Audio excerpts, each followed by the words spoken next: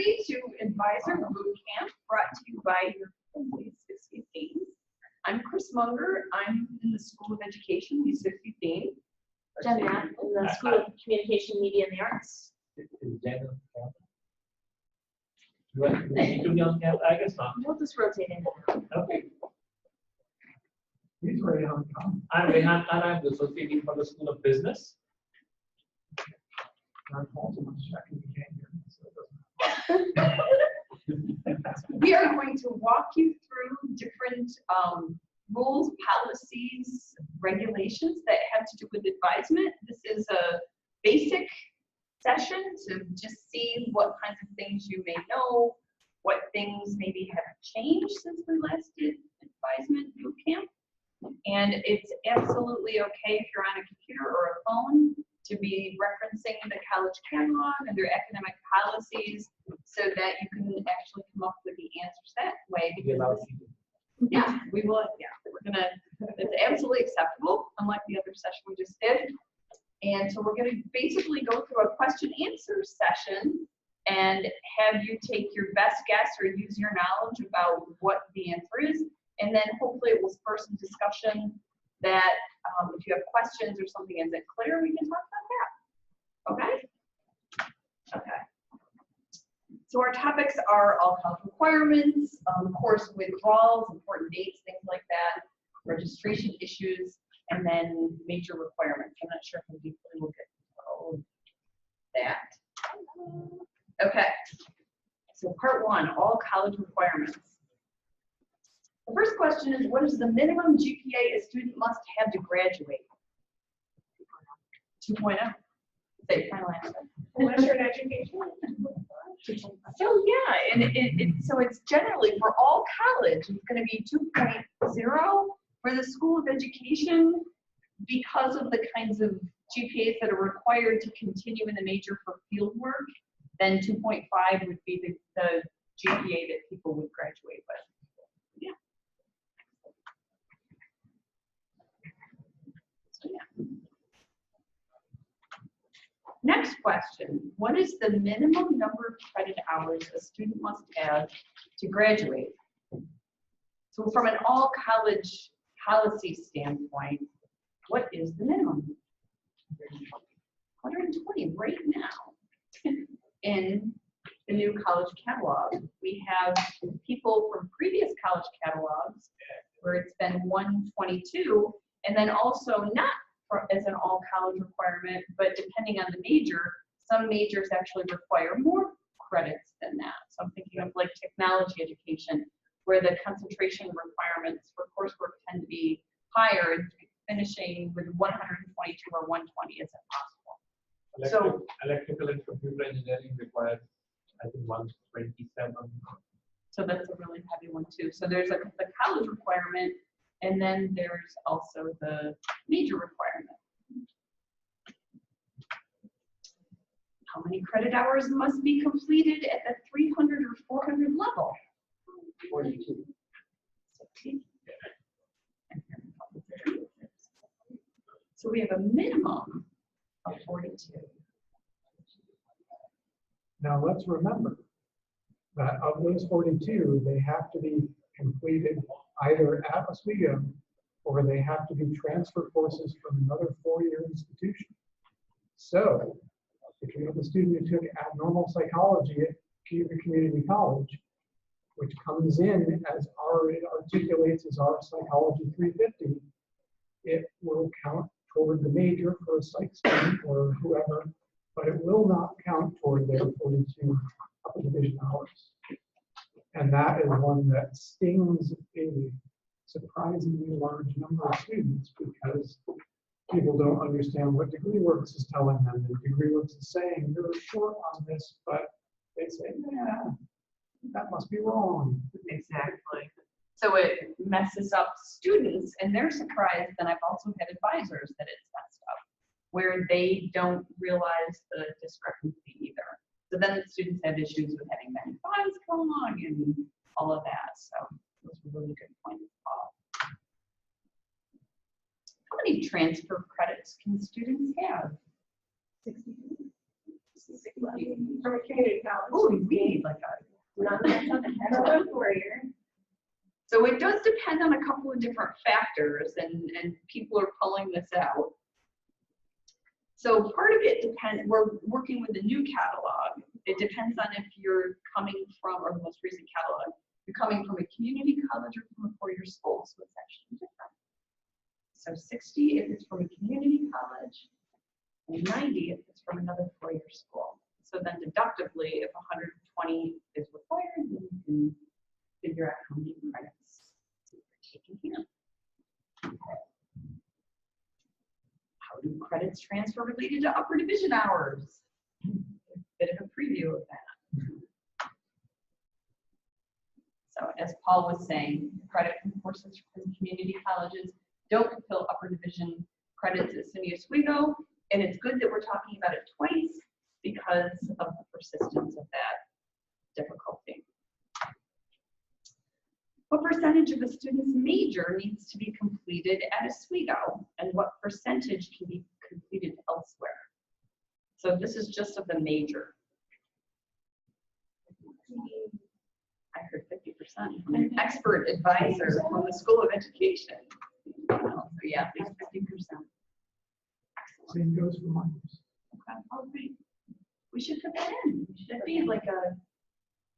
I'll have to go on the next version. Okay. Who wants to take over? Who wants the next round? Paula. Okay. Okay. I think yell your way through that. What is the maximum number of credits? The maximum number of credits. Good job, Paul. Or the college must dismiss them.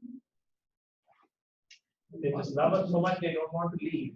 When do we have to kick them out? Like the guy, they kicked out of the parents' house. They have to go to Any guesses? 1 million credits. 183. So the canonical rule is 12 semesters, but it's really 12 full-time semesters. And this is also attempted hours, which is different from credits. So when you look at a transcript, you'll have GPA hours, and you'll have earned hours, and you'll have attempted hours. So if you take Calc 1 and you decide to withdraw from it, that counts for attempted hours. It doesn't count for GPA hours or for earned hours, but it counts toward your big number. Professor Bootcamp. Is there a way to reset this? Like, suppose I attempt a program and I suck at it, so I leave after, 3 years, 4 years, 5 years, and then I get my act together and I come back. Is it reset? Now we have the forgiveness policy. So there's some amount of protection.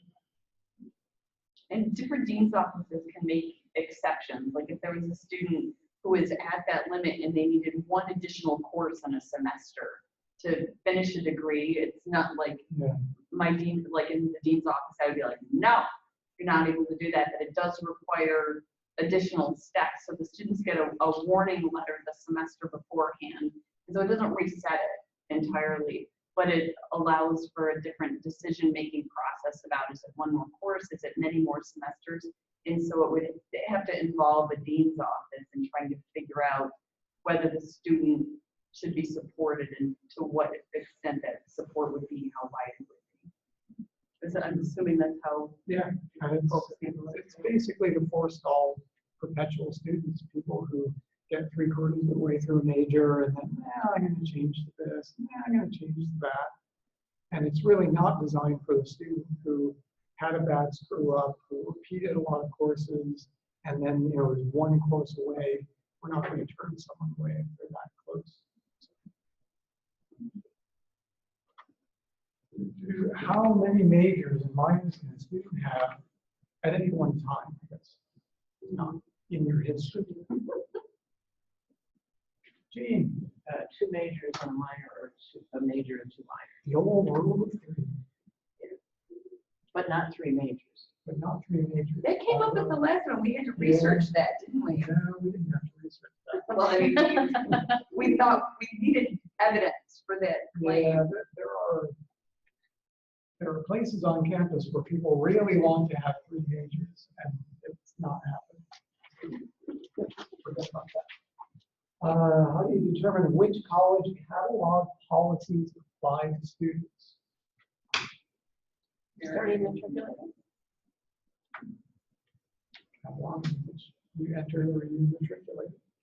But if you readmit and you've been away for, I don't know if it's greater than 2 years or 2 years or more. 2 years or more. 2 years or more. You readmit under the new catalog. And this is one of those that readmitted students can have significant implications if you're in a degree program that is undergoing a really big change and we're fairly far along.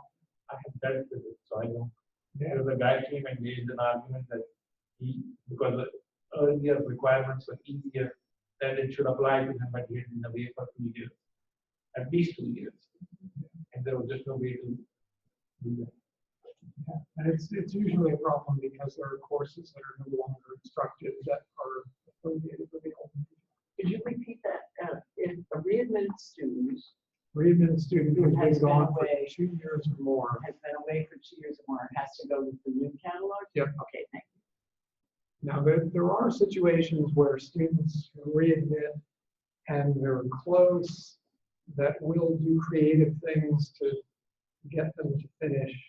You know, if they, generally, if they're showing due diligence and we just want to get them finished, but we can do creative things with the catalog. But the rule as it stands is that the readmit catalog, once you've been away for 2 years. What are the foreign language requirements? And say yes, we go. They've changed in the last year.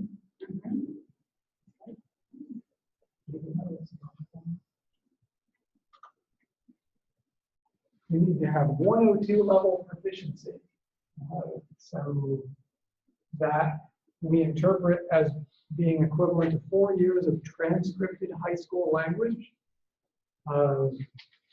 Note that 4 years of transcripted high school language doesn't necessarily mean the same thing for every high school. But you have some cases where students take language in 9, 10, 11, 12, and some cases where they take it in 8, 9, 10, 11, and the transcript only includes 9, 10, 11, 12. So that student doesn't get the benefit of that 4th year of language, which is a bummer, but you can always potentially collect your way out of it. American Sign Language is now considered a semi-viable foreign language, despite protestation from the Department of Language. And is it the case, if they finish their associates, even if they didn't take the language at the community college, they only have to take the 101 level at here? They don't have to take the 102 if they have the assessment. That's all right. Like if you meet all of the gen ed requirements at a community college But didn't take language. and didn't take language, I think it's a wash. Oh, you don't have to take I the think 101. But it is a 101. One Most people would transfer. I guess most people, because they transfer, or they would, upon entry, they've had high school language, but somebody didn't. I haven't dealt with that. But if you meet the gen ed I requirement, think if you have an associate, from a city school, you met the gen ed requirement, then you have to do 101. but not 102. Can a student graduate with fewer than 120 credits? There's no case. No. Right. Has it ever been requested that we see if they can? Yeah, but has it ever been granted? Jen, No. give us your thoughts. Never. Chocolate cake. That is it. When can a student withdraw from a course using a course withdrawal form? First and night. Yes, at the end of the 15th day of instruction through the end of the last day of the 9th week. So as soon as the drop date ends, course withdrawal period begins, and they have until the 9th week. Note that these dates are known incredibly far in advance, so any student who gives you any but no one told me, or, but how could I know? Yes. I think we'll probably mention this in the next session as well, but you can subscribe to the registrar's college calendar, and all of these dates can be implemented right into your Google Calendar or your students or your advisees calendar. When withdrawing from a course, is a student's signature required? Why or why not? Yeah. Why? They have to know that there's a fee and that it might affect other finances. Well done, yes. So they do have to sign it because there is a fee associated with withdrawing. Very often, anytime the registrar's office has to handle paperwork during certain times of the year, they will charge $20. So the students sometimes think they have to, they bring their forms to the dean's office With a $20 with a bill. $20 bill. Right? No, we don't do that here, and they're just gonna put it on your bill.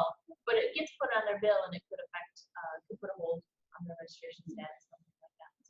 When they go to withdraw in our office, which is COAS and SCNA, the secretary is always asked, will this draw people below 12 hours? Because there are other indications of withdrawing that not being full-time. We asked that and have begun asking about Excelsior scholars as well, because I could have some implications there too. Send them away to financial aid office just to be sure if they express any sort of doubt. Yes. So along those lines, when a student withdraws, what are some things to look for? So questions that you could ask as the advisor or the instructor before they come to one of our offices. So if you drop below 12 credits, it could affect their financial aid. Is this a prerequisite for a major course? So if the student is truly doing terrible in the class, then probably that decision makes itself. But they're going to have to know that this should be the first course on their list for the following semester, or potentially summer or winter, so that they can get that prereq met, so they can move on and they can continue their degree progress in a reasonable way. They also will end up on academic warning or academic probation. Sure. They don't have a successful semester.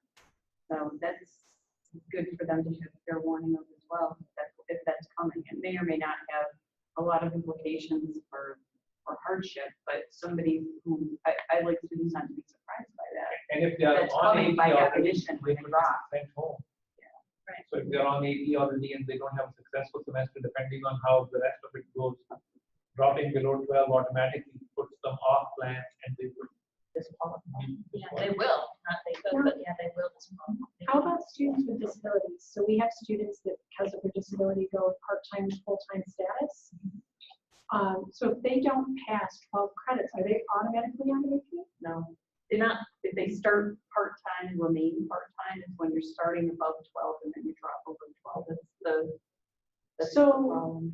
I was just actually mentioning that because a majority of our students that shouldn't be full-time start at 15. And then they come to us. And then we say, okay, we drop them down. You know, we work with the student to drop them down. Should we be notifying somebody about that? That, you know, a student based on their disability really should only be in, say, 9 credits. Because they go to, you know, they work with their advisor, they, you know, when they first get here, they have their schedules made. I'm not sure if they are a part of that as well, but oftentimes we're after the fact. If it's their first semester, it could put them on academic probation immediately.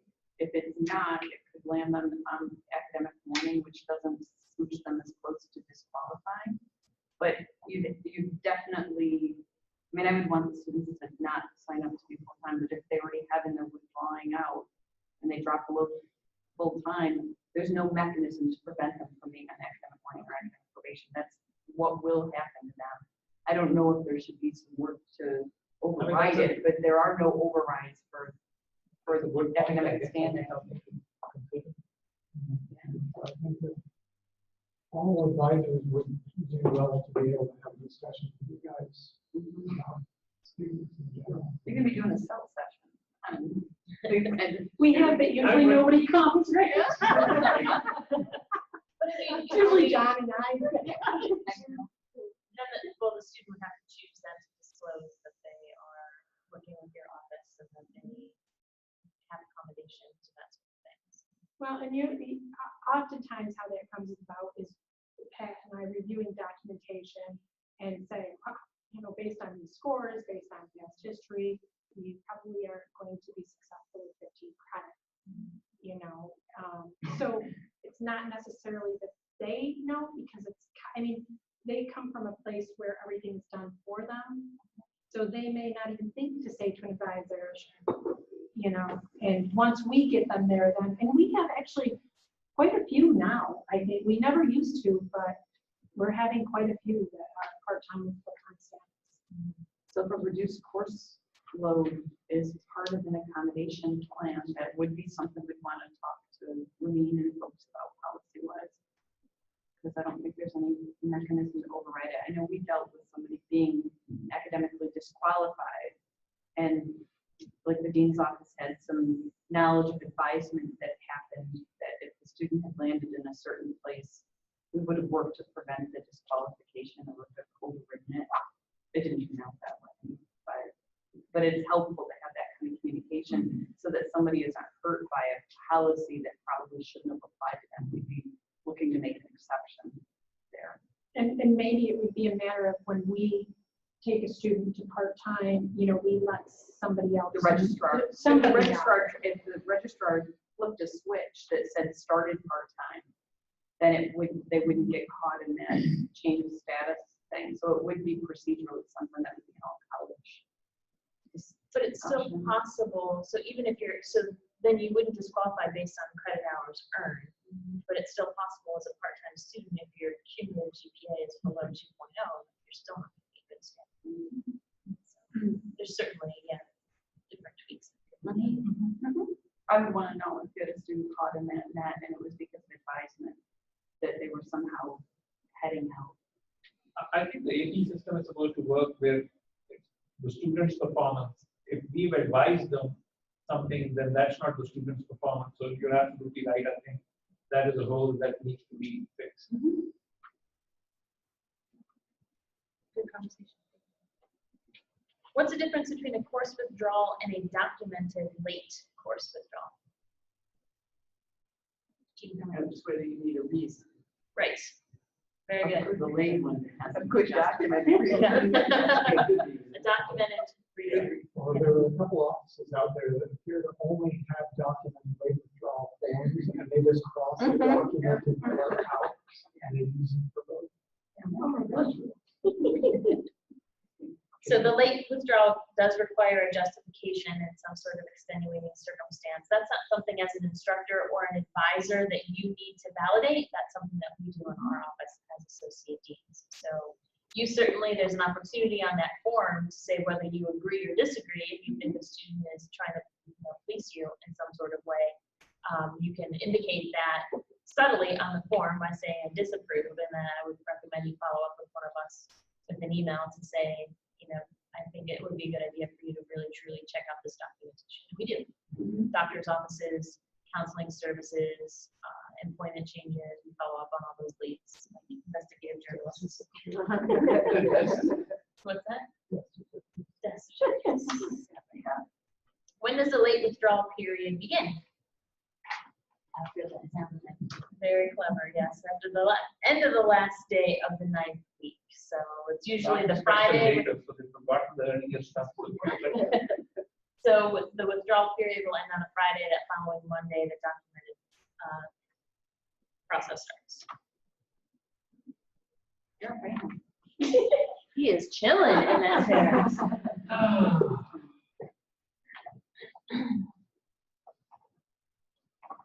They all know this stuff. They don't need to know this stuff, right?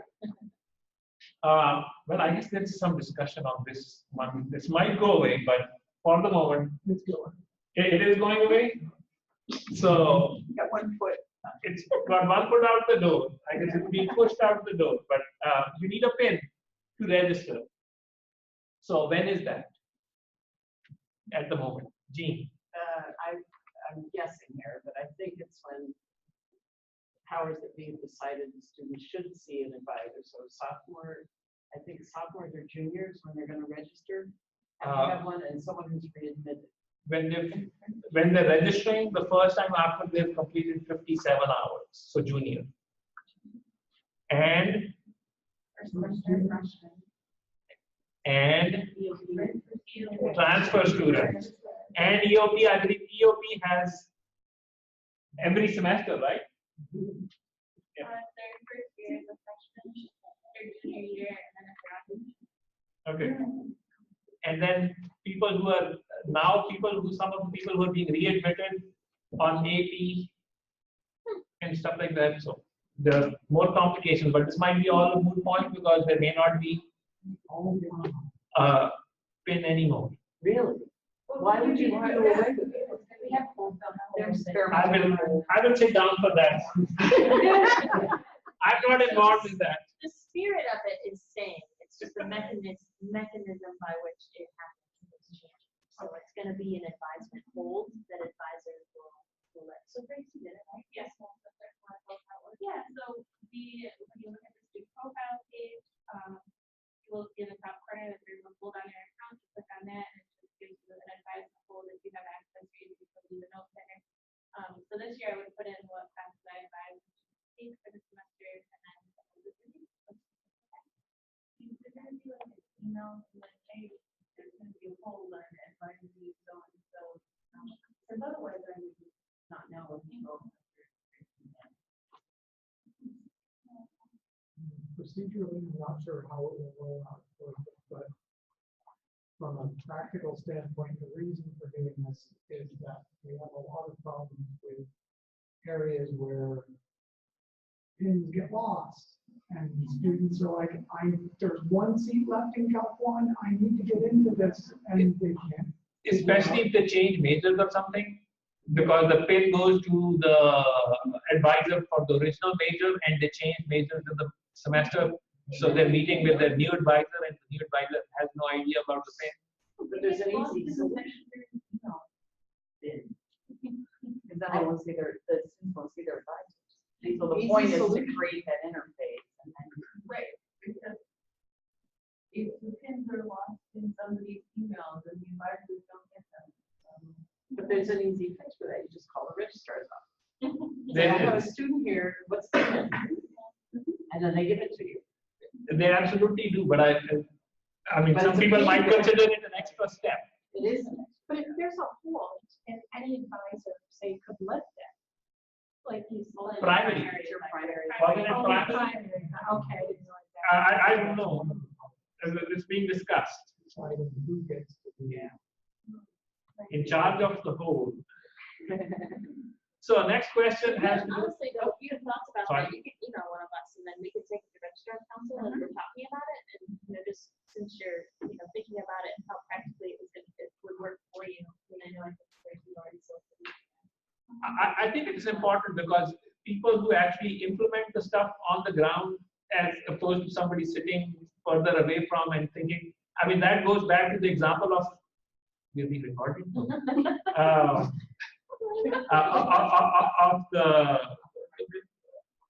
of the record, no. Like this. The code and the plans, the degree plans that were implemented, creating a 4-year degree plan ended up being very onerous and very time consuming. But now people are actually making plans semester by semester and it's actually turned out to be a useful tool. So the actual implementation of something on the ground, because I know there were people spending 2.5 hours per plan trying to make a 4-year plan, and then it ends up they have to go adjust that plan anyway. So feedback from you folks can help us refine it better. So moving on to the next question with registration is, if there's or instructor permission or and instructor permission, what's the difference?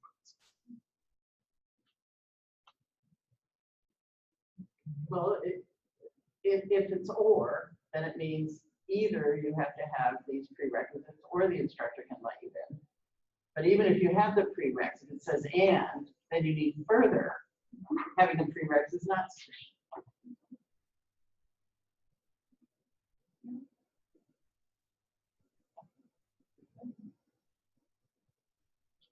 We just had that discussion. How many hours do you need to be considered full-time?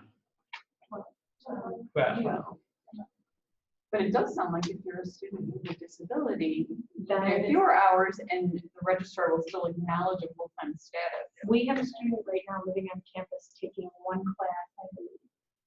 And it's full. He's considered full-time status. It's based on his disability.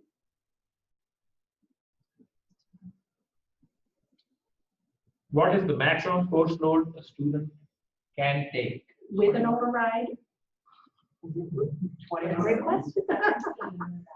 18 without permission. 18. Oh, I guess this, I don't know. We don't. We jumped, I guess it's jumbo.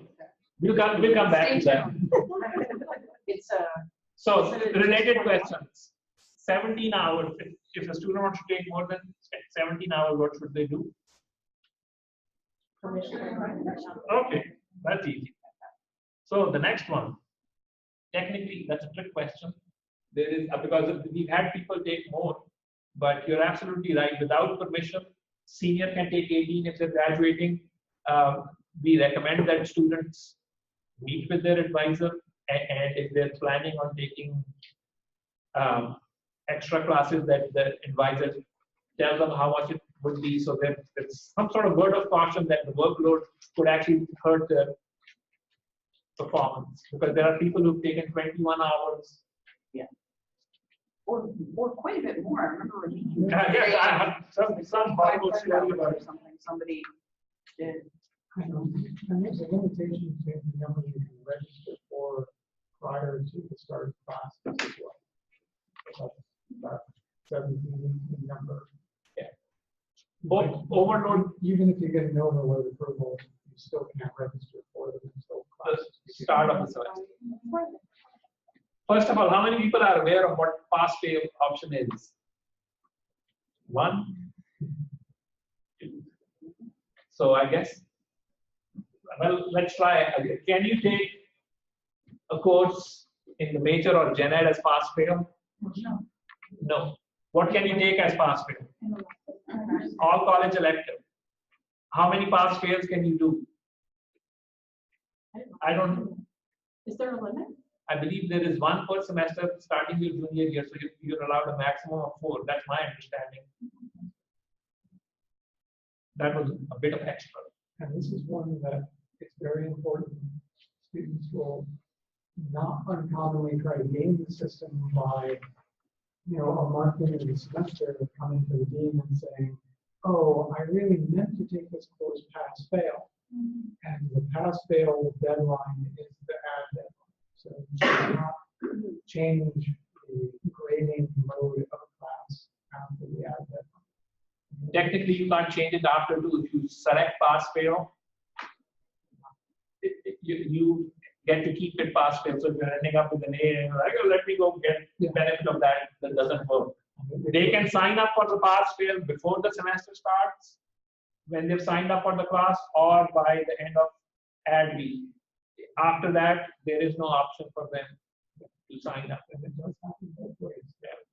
And please tell the student, because I had an Einstein not pass the class. I always like to now point that out. I'd say you need a D-. Please make sure you get a D-, because it will show up as a pass. If you get anything less than a D-, it is a fail, and somebody actually did fail a class. So now I make that extra effort and ask them, please make sure that you get a D-. Extra effort. I think this is easy. When would a student use an add form?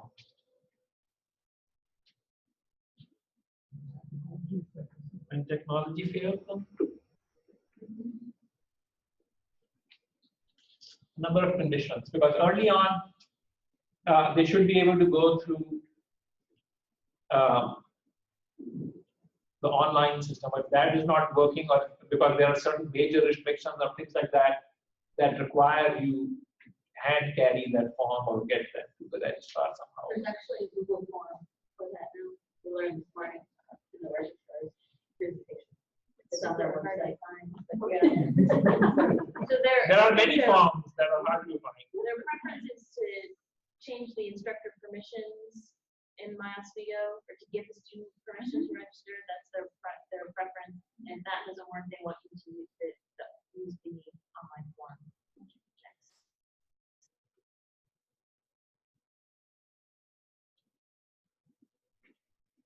Are there any other methods to add?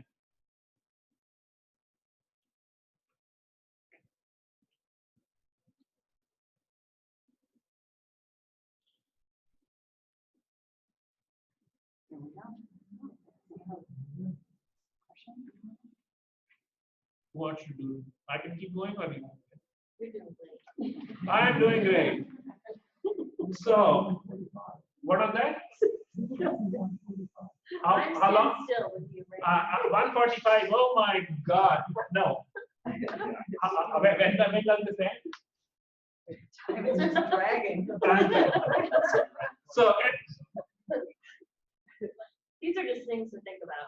yeah, because each major is going to be different. So, as an advisor, it is important that you understand what makes up your major. So, normally, you have core classes. Then, in the School of Business, we have a set of classes that everybody takes, no matter what their major is.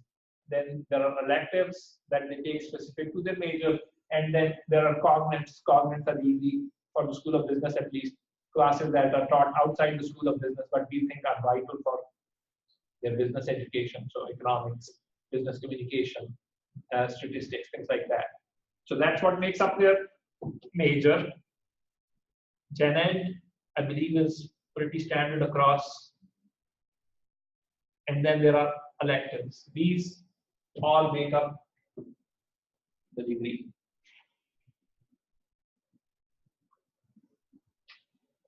I guess people are not on the computer, so it can't be searched. So these are the questions you should be considering. I believe School of Ed, 2.5, right? For student teaching, certain field experiences, and then also for internships in the Health Promotion and Wellness Department.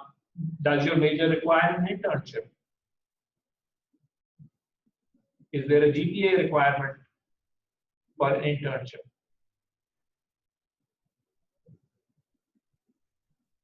There is. 2.5 GST 498 technically has a 2.5 GPA requirement in order for you to sign up for it. I know in the School of Business, the BUS 498 actually has a 2.75 requirement. So there is a difference, but so it varies from major to major.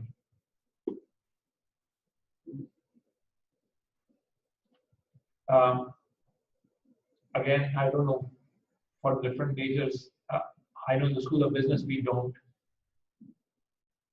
We like students to have internships. It should be on their resume. Some students use it to meet elective requirements. Instead of taking classes, they use the internship for credit to meet elective requirements. Might vary from school to school.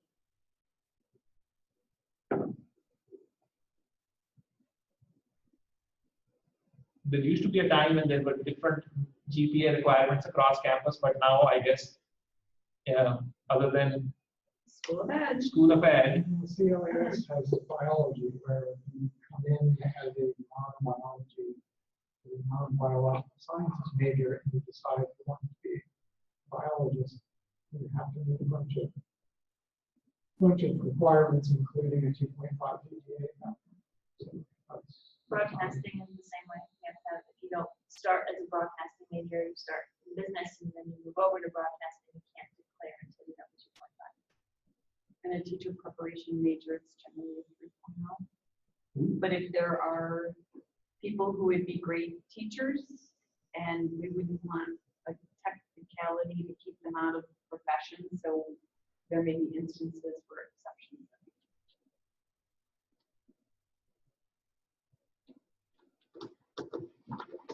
No, I already explained this. Cognate is obviously outside your particular school. I don't believe all majors require them. So you should be aware if your major requires it. I know ours has a long list of colleges.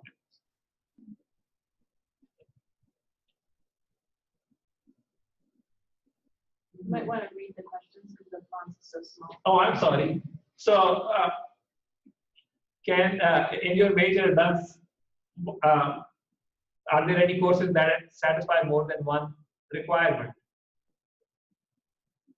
What is the advantage of that? More opportunity for them.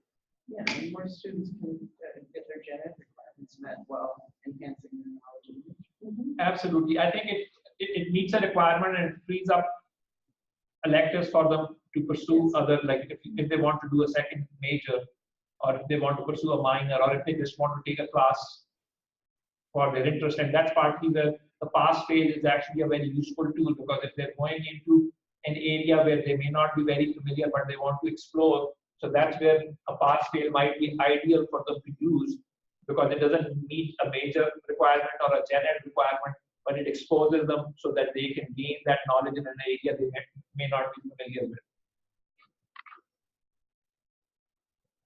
In your major, can community college credits count as upper division credits? You already talked about this, right? No. They may meet a requirement, but they don't meet the upper division requirement. So you have to take an all-college elective or do an internship that replaces that upper division requirement. What courses in your major are offered every semester? Which courses aren't offered every semester? You need to be aware, because when you're making a plan, like in our HR major, in our finance major, I can speak for what I'm familiar with. There are certain courses that are either offered in the fall or only offered in the spring. The majority of them are offered both, but if they're only offered in one or the other, and you're planning a student's schedule, you need to make sure that they take the course at the right time. And you should be familiar with when the offerings are for your particular major. And you have questions? I have a question. Yes, ma'am. Is there a list of advisors in each area that we could get? So we often have students come in that will say, my advisor won't respond to me. Or I want to change majors. I've gone to the department. They've told me to reach out to the old department, my advisor, to send something forward. It's like they're being ping pong. And we're not sure where. Sometimes I'll just call Paul and say, okay, who do I call to send a student? I think speaking for the School of Business, we obviously have the BASAC office, so you have full-time advisors that are available there. You can reach out to me. In the School of Business, faculty are supposed to be available to the students and are their advisors. So, but if that is not working, then reaching out to either the BASAC office, Glenn or Lisa, or reaching out to me would work. Other areas, is there a list in each area, or? What I would say is Michelle Manla does, I think it's Michelle, maybe somebody in the registrar's office, to be honest. There's a list of advisement coordinators that they send out at the beginning of every academic year, and they'll ask for departments and the people on the list to update it if it's not incorrect. So it's generally updated. I've been able to use it rather successfully. Okay, great. So it's just in the Google Drive. That's always an action for advisement questions. Advisement coordinator and all of it in the schools that all our departments have one. But I mean, that's going to be different, I think, across campus, because the structure for advising is a little different across different schools. So you just have to be aware of each one. School of Business is easy because we have a central point. I think School of Ed is easy that way. You know, we run trouble. Biology. Not naming names. It's being recorded, people. like, please help. Other We questions? don't want people to get Right, that's us. You know, we want to help our students. And I would want to know, like, as an associate dean, it might be that somebody isn't reachable because there's some difficulty that I might know about, or, you know, a health problem or something else, right? So I would want you to reach out so that I can try to either explain and replace with whatever support we can get, or make a connection to make sure the person knows the urgency of that. Well, we ran into the student that wanted to change majors. Oh. Her old advisor had to sign. Yes, we're going to talk about that in the next session, actually. Oh. That's where, in the new workflow system, the advisor has to sign off. And if you don't sign off, you can assign a proxy who can sign off in your place. So if you don't have a proxy in the system, you're it. And if you don't respond in like 20, 30 days, it goes away and it cancels the request. Right, without emailing or anything. If you do get email reminders, you have stuff to do. And you're making, I'm like, oh man, I guess you're making assumptions that somebody's reading the emails. Okay, so you're assuming that people are reading the emails, right? Absolutely. I totally agree with you. I know where I can expect a response now. Sandy. This question might be best for next session, I'm not sure, but I'll ask. What guidelines do the associate deans use to sign over course repeat limits allowing students to repeat class for their time? There is no rule about the number of times you can repeat a course. There's wisdom. The student can't register for it at their time. They need your Yeah, they need special permission. They need to be let into the course. Any? I just signed None? off. I think I think in the School of Business, the way we do it is if it is required for their major and it is going to slow them up, then you have to try to get them into the course. I mean, if they're taking something for fun, maybe, I don't know, maybe they should not, but that's a different discussion. No, I think it's typical. A student wouldn't, I think, take a class for a third time if they're continuing to not pass it just for fun. And so. But you don't know that. I know, I've seen that transcripts though, and so, my question is more about, if we're just signing them blindly, why bother, right? I would want to What have is a the conversation conversation? with, I would want some sort of conversation with the student, either the advisor or me or somebody assessing the wisdom of that. Right. Like, and if there's Maybe they're taking it online every time. I think it's- Conversation to be like, maybe this isn't the right way for you to do this. Let's talk about And I it. don't think I've seen one. I think it's the same idea as the pin, because they have to come and see somebody and have a discussion about it. I know they've done it, but I don't think it's ever come. Your secretary signs them off. Somebody signed it. There's one coming this semester. Somebody is signing now, and I'm not, we're wondering, because